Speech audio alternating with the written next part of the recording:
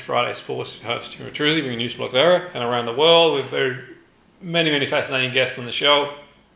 They've got interesting guests. We're going to talk about more recent research, more than a third of school children experiencing poor mental health. So maybe it is time for a rethink. But let's get some more information and details of our guest today, Catriona Olsen, Executive Head of King's Inter High. Welcome to the show, Catriona. Great to have you on board. Thanks, Jimmy. Can you tell us a bit more about the research? What it involves, what it suggested. Yeah, so we went out and asked parents about their child's mental health state currently, now that we're in half term, and 36% of those parents say that their children are experiencing poor mental health since starting school in September. And 22% of those parents actually wait until half term before acting on that, which is quite concerning for us. Yeah, absolutely. Why do you think so many children, I know it's obviously hard to pinpoint one reason why, but why do you think so many children's mental health is affected at school? Yeah, I think, going back to when I first started my teaching career, students' mental health wasn't at the forefront of the pastoral care that we had for students. But, the more that we develop as society and we allow our young people to talk about their emotions, talk about their feelings, and make mental health issues, you're allowed to speak about them now. It's not like brushed under the carpet like it used to be. And therefore, we're able to then support young people. Young people are also really impacted by what's on social media, what are they accessing on their devices, and the emotions of dealing with that and the peer pressure that a lot of our young people feel, I think, is all compounding mental health issues. No, absolutely. And is there anything you think that teachers and parents can do to help children enjoy the education more? Yeah, I think the biggest thing would be to keep speaking to our young people, make sure they know who they can speak to if they are struggling, and also know that you don't any longer have to just go to your local school. There are alternatives out there like King's Inter High that you can go to for your child's education. And can you give us a bit of insight into how that sort of is an alternative to the regular school system, Catriona? Yes, so we offer a full online curriculum, so the same as you would get in your physical school environment, with live teaching all day long, but the student wouldn't have the distraction of being in that physical environment where a teacher may be dealing with behaviour issues. You don't have the issue of your kind of social areas at break times and lunch times. We have students that join us for so many different reasons, but one of the most prevalent reasons is anxiety caused by all of these external issues that students face.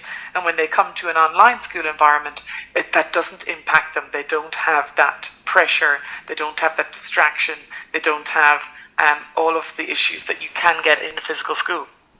Yeah, no, and the research suggests, from what I can see here, that some parents feel their children aren't receiving the support they should get. What are your thoughts in terms of how schools can improve this support? Yeah, I think, again, we are moving on as society. We have to embrace everything that is happening in the world. We can no longer have the just one school counsellor model that most schools have had, because the issues that our young people are facing are broad. And so we need to offer a broad suite of support for those young people so that we can really support their unique challenges. And that goes across the board for all schools. No, absolutely. And in terms of anyone listening in thinking they want to understand more about online learning for their child, is there any way you can sort of signpost them if they're sort of considering? Yeah, you can go to kingsinterhigh.co.uk. We have a wealth of information on there that you can really learn more about how we work, and a lot of our student success stories on there as well. Yeah, that's sort of brilliant. Obviously, sort of we saw the last few years, Catriona, with the pandemic, that it kind of opened up.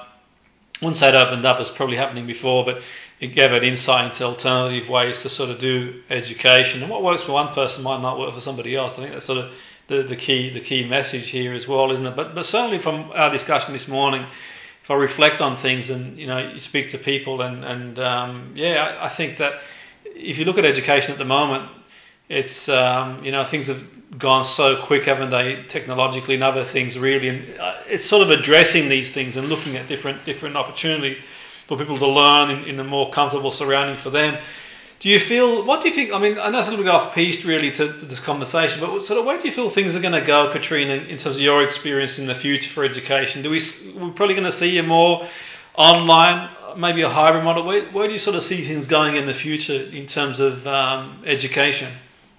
Yeah, I think what you said about not one size fits all is right. Yeah, not every child will want to go to a physical school environment or will learn best in a physical school environment, and not every child will want to come to an online environment either. So it really will be a mix of both. I do see online education increasing in the future. We've been around since 2005, so well before the pandemic and that kind of emergency online education that lots of people have experience of. Well-established online schools such as ourselves, we have been built up as a fully online school, and so all of those tools and technologies are there. We're constantly keeping up with all the technologies, ensuring that we are at the forefront of making sure that our students are engaged in their learning as well. Yeah, it's a not one-size-fits-all situation, but I can see that online schooling will become a lot more popular choice in the future. Yeah, absolutely. Just on that as well, I was thinking, Catriona, what I would say for me, I looked at the study and I suppose anecdotally from my own experience, what I think that could be improved in mainstream education really is the understanding and adaptation for neurodiversity. I still think a lot of students, get sort of neglected in sort of mainstream. They go to school and it can be really, really difficult for them. I think there's a long way to go. I think I can sort of see. I probably get sort of comments from some schools, but honestly, I think that one of the areas I think that could be more accommodating for young people who go to school physically is certainly the if they have got some sort of neurodiversity. It's still not really well understood, I think, and I think the world we live in today has changed quickly. But and it really is. I mean, sort of, I have a background in not an expert in neurodiversity, but I have a background in psych and neuropsychs, and I look at things and I sort of talk to sort of people and parents and that sort of stuff, and I still think we've got a long, long way to go in mainstream to make sure that certain learners feel included. It's very easy for some people to get excluded, and it's not great, is it? If they go to school, they haven't got friends and that sort of stuff. Really, and do you see this way of learning, just sort of looking at it from a different perspective, as a way for learners maybe to feel more comfortable if they are in that situation, to sort of get up and be in a safe environment for them and to learn really.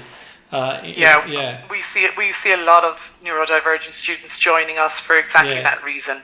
When we make sure that we have quality first teaching, that all students can access our learning, but then also, as I said earlier, we've got this suite of support that you can get for your own unique circumstances. Yeah, and absolutely. Now, it's been really interesting speaking to you anyway, so thanks for the interview, and have a great day. Jimmy. Thanks, Catriona. Thank you. Bye. Thanks.